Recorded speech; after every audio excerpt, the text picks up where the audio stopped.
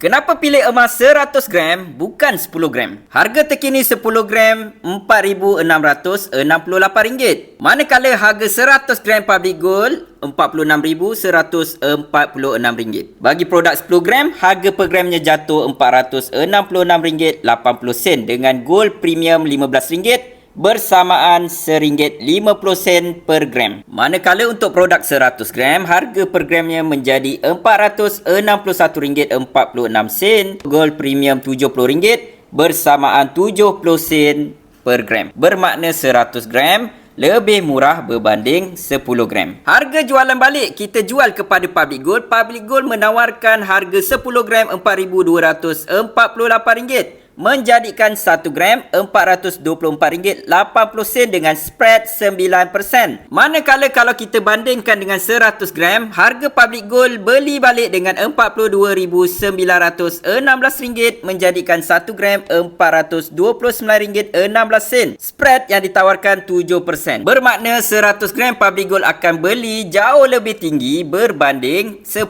gram. Jom kita kira keuntungan untuk tempoh masa 5 tahun. Pada 20 Jun 2020, harga 10 gram RM2,592. Manakala untuk 100 gram RM25,618. Bermakna dalam tempoh 5 tahun, kita akan dapat keuntungan sebanyak RM164.10 per gram, menjadikan keuntungan sebanyak 62.94%. Manakala untuk 100 gram, kita mendapat keuntungan sebanyak RM172.28 per gram, menjadikan keuntungan sebanyak 67.08%. Daripada data ini menunjukkan 100 gram memberi keuntungan yang lebih tinggi berbanding 10 gram. Inilah kelebihan 100 gram. Harga per gram jauh lebih murah apabila kita membeli berbanding dengan 10 gram. Manakala sewaktu kita menjual, harga per gram ditawarkan Public Gold untuk belian balik lebih tinggi berbanding 10 gram. Kepada sesiapa yang nak mendapatkan 100 gram di Public Gold, boleh tekan link di bio ataupun isi beg biru ataupun di mana-mana link yang saya tinggalkan. Dan saya akan bantu tuan-tuan perempuan untuk mendapatkan 100 gram di Public Gold. Jom bersama saya dan Public Gold, jom kita simpan emas.